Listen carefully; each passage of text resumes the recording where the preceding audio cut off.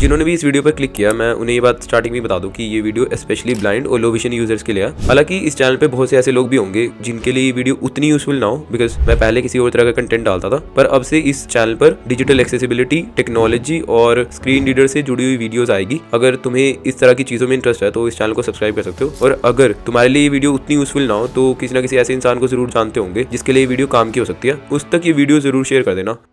आज हम एक ऐप के बारे में बात करेंगे जिसे ब्लाइंड और लो विजन कम्युनिटी में लगभग सभी लोग जानते होंगे। जो नहीं जानते उन्हें बता देता हूँ कि एक ऐप है इनविजन एआई नाम से, जिसका हम यूज करते हैं डॉक्यूमेंट स्कैनिंग, इमेज डिटेक्शन और भी काफी सारे फीचर्स हैं जिसके बारे में हम कभी और बात करेंगे, जैसे कलर डिटेक्शन से लेकर के इमेज रिकॉग्निशन तक काफी सारे फीचर्स और भी आते हैं। पर आज हम प्राइमरली डॉक्यूमेंट स्कैनिंग की बात करेंगे, जो कि मैंने ऐसा एक्सपीरियंस किया over the period of time जब से मैंने इनविजन एआई यूज किया, लगभग 3-4 साल पहले से, तो काफी अच्छा परफॉर्म करते आ रहे हैं। हालांकि अभी over the period of time उन्होंने काफी इंप्रूवमेंट्स भी किया। उनमें से एक इंप्रूवमेंट मुझे काफी तगड़ी लगी, जो कि काफी रेवोल्यूशनरी हो सकता है हम लोगों के लिए, जो कि है आस्क इनविजन का ऑप्शन, जो कि इन्होंने इंट्रोड्यूस किया है डॉक्यूमेंट स्कैनिंग वाले सेक्शन में। और होता क्या है कि जैसे ही आपने डॉक्यूमेंट स्कैन किया तो वहां पे एक ऑप्शन आएगा आस्क इनविजन का। अब जैसे ही टैप करोगे तो वहां पे आप टेक्स्ट इनपुट के थ्रू या वॉइस के थ्रू आप कम्युनिकेट कर सकते हो असिस्टेंट से, और वो आपको कोई भी अगर स्पेसिफिक जानकारी चाहिए होगी उस पीडीएफ से रिलेटेड तो वो आपको दे देगा। और स्पेसिफिक जानकारी से मेरा मतलब ये है कि माइन्यूट से माइन्यूट डिटेल्स, जैसे कि अगर आपको ये जानना है कि कोई पीडीएफ में कोई मेन्यू है, अगर उसमें किसी आइटम के प्राइस के बारे में जानना है तो सिर्फ ये लिखोगे कि इस आइटम का कितना प्राइस है, बस आइटम मेंशन कर दोगे और पूछोगे कितना प्राइस है तो वो भी बता देगा। मतलब इतना रेवोल्यूशनरी है ये हमारे लिए।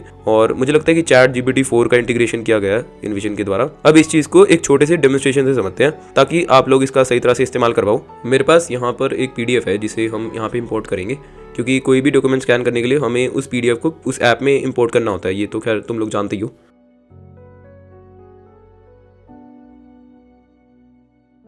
Processing. उसके बाद एज यूजुअल आपको प्रोसेसिंग वाली साउंड सुनाई देगी। अब ये जो ऑप्शन आया, अब ये जो नया ऑप्शन है आस्क इनविजन के बारे में, ये आपको बॉटम राइट कॉर्नर पे देखने को मिलेगा। Processing remaining pages. और जैसे ही आप आस्क इनविजन पे क्लिक करोगे तो ये जो बाकी के रिमेनिंग पेजेस हैं उनको भी स्कैन करना स्टार्ट कर देगा, क्योंकि आप पीडीएफ में से कुछ भी पूछ सकते हो। Hi there, what would you like to know about your scanned document? तो सिंपली इसने बोल दिया कि क्या जानना चाहते हो इस पे, और यहाँ पे हमारे पास टेक्स्ट इनपुट के साथ वॉइस इनपुट भी है, तो will go with voice input. What is this PDF about, देखते हैं क्या आंसर आता है इसका। This PDF is a detailed advertisement from the Staff Selection Commission. जो कि इसने काफ़ी सही बताया, क्योंकि ये एक नोटिफिकेशन का पीडीएफ है जो कि अभी रिसेंटली एसएससी की तरफ से आई है, और वही इसने अभी इलैबोरेट किया। और अब आपको एक ऑप्शन मिल जाता है आस्क इनविजन का, जिससे आप बैक एंड फोर्थ इसके बारे में फर्दर चीज़ों को भी पूछ सकते हो, जैसे कि कितनी वैकेंसीज है, क्योंकि बहुत लंबा पीडीएफ है और उसमें हमें जनरली इस चीज़ में काफ़ी दिक्कत होती है कि हमें जानना होता है कि कहाँ पे क्या चीज़ें गिवन है। अब 50-60 या फिर 100 पेजेस के पीडीएफ में ये ढूंढना कि हमारे लिए कितनी वैकेंसीज है, वो बहुत ही डिफिकल्ट हो जाता है कई बार। तो यहाँ पे जो ऑप्शन गिवन है आस्क इनविजन का, वो काफ़ी यूजफुल हो सकता है हमारे लिए।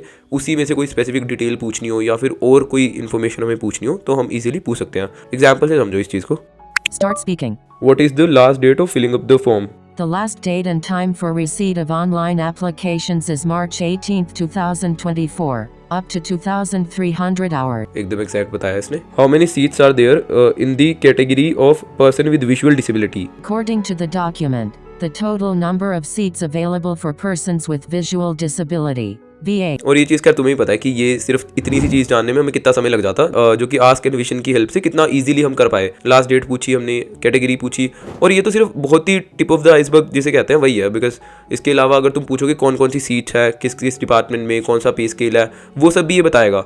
हालांकि अभी इनिशियल स्टेज में है तो मुझे नहीं पता कितना अच्छा वर्क करेगा ये उन सब चीज़ों में, बिकॉज मैंने जितना यूज़ किया उसमें काफ़ी अच्छा काम कर रहा है। खैर मैं काफ़ी ऑप्टिमिस्टिक भी हूँ कि आने वाले टाइम में ये चीज़ हमारे लिए काफ़ी रेवोल्यूशनरी हो सकती है, बिकॉज चैट जीपीटी 4 का इंटीग्रेशन अगर ऐसे ही किया जाए बाकी सब चीज़ों में भी, स्पेशली हम लोगों के लिए, ब्लाइंड और विजुअली इंपेयर्ड कम्युनिटी के लिए काफ़ी तगड़ा हो सकता है ये सब चीज़ें। वो मान लो एक पीडीएफ है जिसमें तुमने ट्रांजैक्शन की हुई है, उसमें 50 तरह की डिटेल्स गिवन है, पर तुम्हें मान लो एक स्पेसिफिक जानकारी चाहिए, जैसे कि कितनी अमाउंट की ट्रांजैक्शन है या फिर किस बेनिफिशियरी नाम क्या है। सिर्फ अगर तुम इतना सा भी पूछ लोगे तो आपको क्लियर आंसर मिल जाएगा, जिसके लिए हमें पूरा पीडीएफ पढ़ने की ज़रूरत नहीं पड़ेगी। और खैर हमें ज़्यादा टाइम लगता है क्योंकि हमें नहीं पता कि कौन सी चीज़ कहाँ पे गिवन है, तो पूरा पीडीएफ पढ़ना पड़ता था उसके लिए। और मुझे लगता है कि चैट जीपीटी का जो इंटीग्रेशन किया गया है स्कैनिंग के लिए, उसको काफ़ी जगह पे इस्तेमाल किया जा सकता है शायद इनविजन में, और आने वाले टाइम में शायद ये लोग ऐसा ही करेंगे, जैसे कि ऑब्जेक्ट डिटेक्शन से लेकर के जो इमेज रिकॉग्निशन जैसे ऑप्शंस हैं उनको और ऑप्टिमाइज किया जा सकता है, और माइन्यूट डिटेल्स हम पता कर पाएंगे। जैसे कि अगर आपने कोई इमेज ली और अगर जीपीटी का इंटीग्रेशन होता है तो वहाँ पे आप ऐसी चीज़ों को भी पूछ पाओगे कि अगर कोई बंदा है, है, अगर उसने कपड़े पहने तो कौन से कलर के कपड़े पहने हुए हैं, या फिर अगर कोई ऑब्जेक्ट है और उस पर कोई टेक्स्ट लिखा है तो उस ऑब्जेक्ट पे कौन सा टेक्स्ट लिखा है, कहाँ पे कौन सा ऑब्जेक्ट है, इतनी माइन्यूट डिटेल्स भी आप इमेज रिकग्निशन में कर पाओगे। ओवरऑल अगर मैं बताऊँ तो मुझे लगता है कि काफ़ी हेल्पफुल रहेगी ये चीज़ हमारे लिए, और आने वाले टाइम में इसे और ऑप्टिमाइज किया जाएगा, बिकॉज अभी काफ़ी इनिशियल फेज़ है। और स्पेशली जो AI का इंटीग्रेशन है जो बाकी सब ऐप्स में भी किया जा रहा है, तो मुझे लगता है कि हमारी कम्युनिटी के लिए काफ़ी अच्छी चीज़ हो सकती है, और वो चीज़ें हमें कहीं ना कहीं और ज़्यादा हेल्प करेगी चीज़ों को और एक्सेसिबल बनाने में। और अगर मैं अपना पर्सनल एक्सपीरियंस बताऊँ, जब से मैंने इनविजन AI को स्टार्ट किया था यूज़ करना,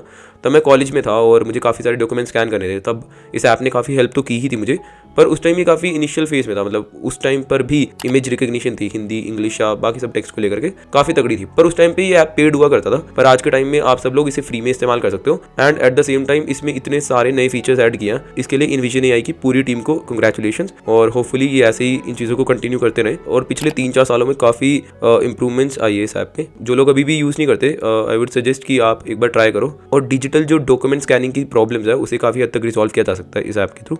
और मैं इनके YouTube चैनल को भी खैर देखता आ रहा हूँ, तो ये लोग काफ़ी कुछ इंट्रोड्यूस कर रहे हैं कम्युनिटी के लिए और काफ़ी ग्रो भी कर रहे हैं। पर हाँ, अगर चैनल को ग्रो करवाना है तो चैनल को सब्सक्राइब कर सकते हो और वीडियो को लाइक